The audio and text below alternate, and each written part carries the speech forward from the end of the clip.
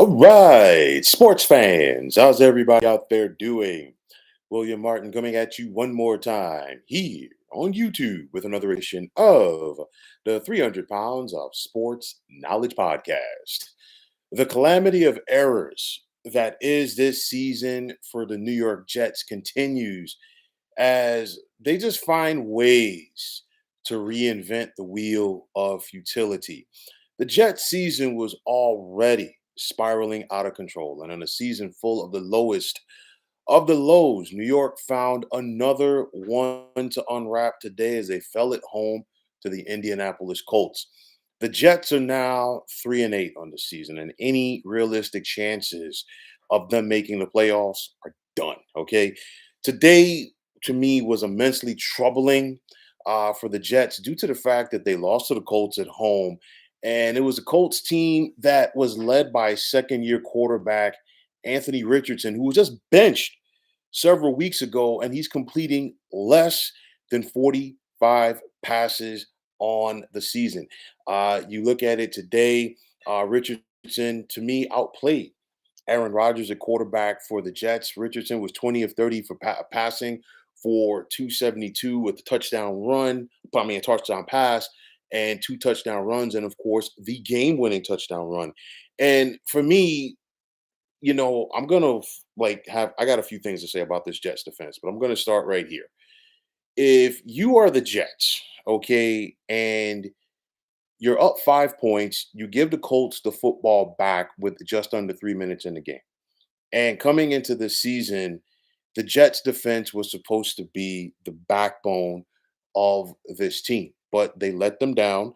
Um, and it was a situation where, you know what, they couldn't close out the game. You let Anthony Richardson take over with his arm and his legs. And then you look at the game winning touchdown, which was a 4-yard run by Richardson, which basically turned into a power sweep from the old T Wing offense. And when the Colts get close to the goal line, you know where they're going with the football. They're going to number 5. And the Jets simply could not stop it. And then, of course, when New York got the football back with an opportunity to go back ahead, again, it was a calamity of errors. It was one of those, we saw Aaron Rodgers missing passes, the pocket collapsing. And for me, on what turned out to be the final play of the game for the Jets, Aaron Rodgers was sacked by a 3-man rush. The Jets had 6 guys in protection. Each coach defender that was rushing the passer was double teamed. Okay, and still they found a way to collapse the pocket, get to Rodgers, sack him, and then of course the game was over. So all of that aside, and I said this before, and I'm gonna stick by it. You'd be hard pressed to convince me that Aaron Rodgers is not finished. Okay, I said it before, and I will say it again. From another sports aspect in the New York area, it's shades of Willie Mays.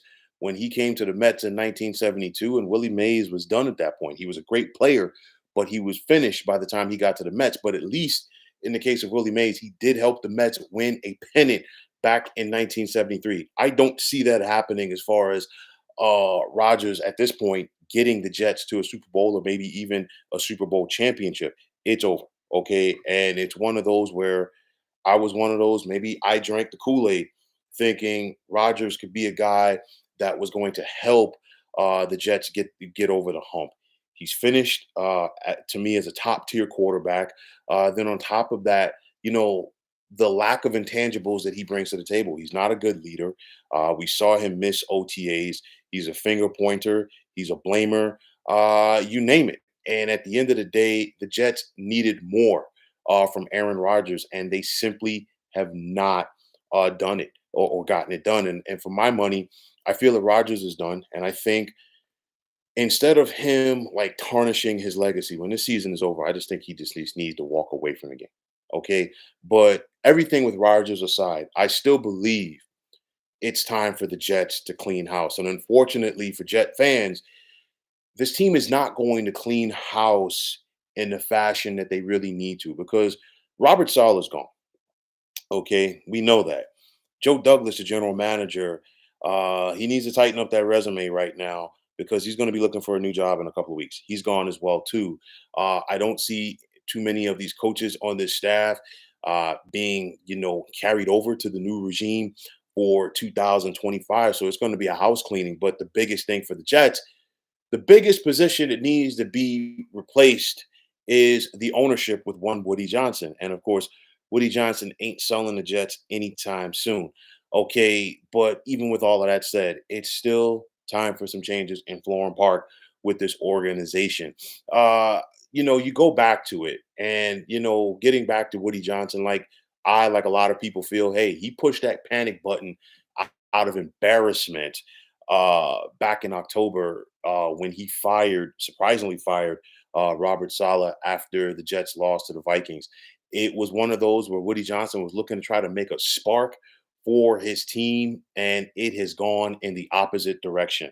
You figure the I think kind of the breaking point, if you will, for the Jets was their first game after that against Buffalo on Monday Night Football.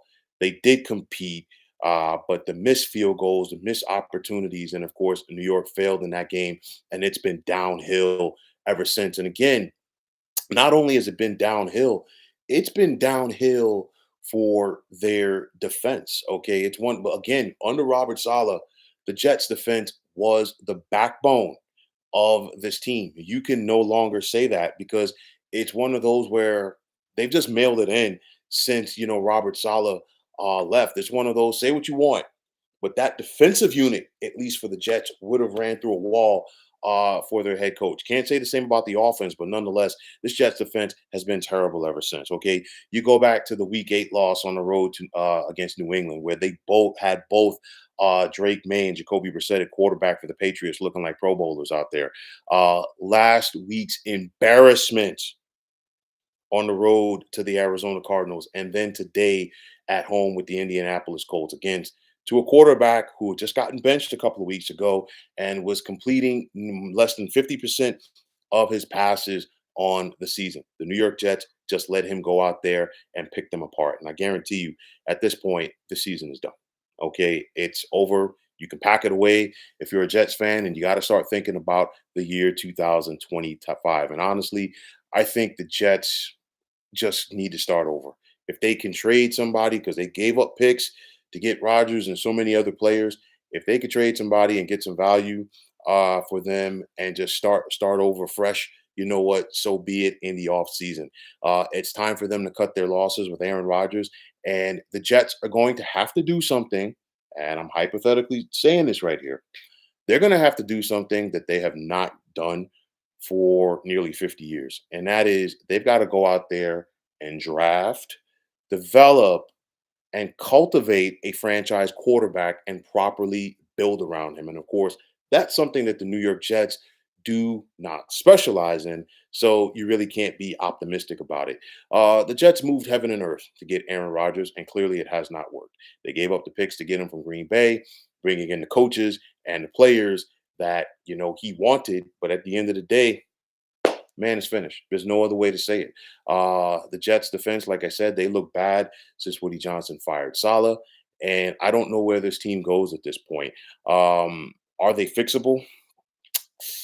I'm not going to go out there and give a hard yes, but I think everybody just needs to take a huge step back. And like I said, it is time for the reset button, and it starts with the team owner and Woody Johnson. It's not easy to cheer for the Jets. It's a hard knock life to be a Jet fan. I am not a Jet fan. Okay, I just want to get that out there. But nonetheless, you got to go back to the 2010 AFC Championship game, which was January of 2011, to find the last time that the New York Jets found themselves on a postseason stage. The arrival of Aaron Rodgers was supposed to change that. He gave this fan base hope, but that's all he gave them, hope. He has given them absolutely nothing else. And who knew that when the Jets lost in that cold Sunday afternoon in Pittsburgh to the Steelers in the AFC Championship game back in 2011, that we'd be here in 2024 talking about the New York Jets having the longest active postseason drought in the National Football League.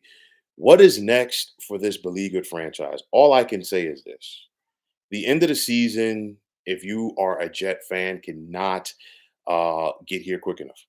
Okay, because at this point, you've gone from thinking about getting to the postseason, making a Super Bowl run, possibly turning things around after Robert Saleh was gone, to now saying, you know what, how far up in the draft can we get, and what are the Jets going to do with their first round pick? Who's going to be the next GM? Who's going to be the next head coach? These are all the questions, okay, that you're probably asking yourself if you're a Jet fan. Jeff Ulbrich, excuse me, was promoted from defensive coordinator to interim head coach. He clearly ain't going to be back because his decision making over the past couple of weeks have been worse than that of Robert Saleh. So, I mean, again, it is time for a house cleaning for the Jets. I just don't know how far and how deep that it's going to be. But at some point, something has to give for this franchise.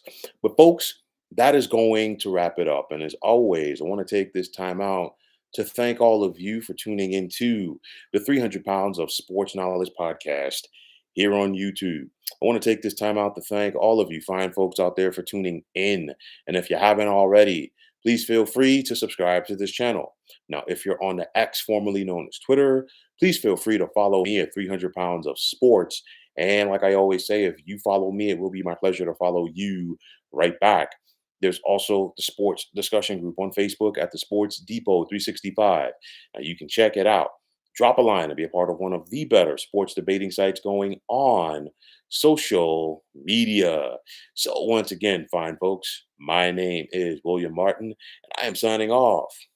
And I'm saying take care and have yourselves a wonderful day.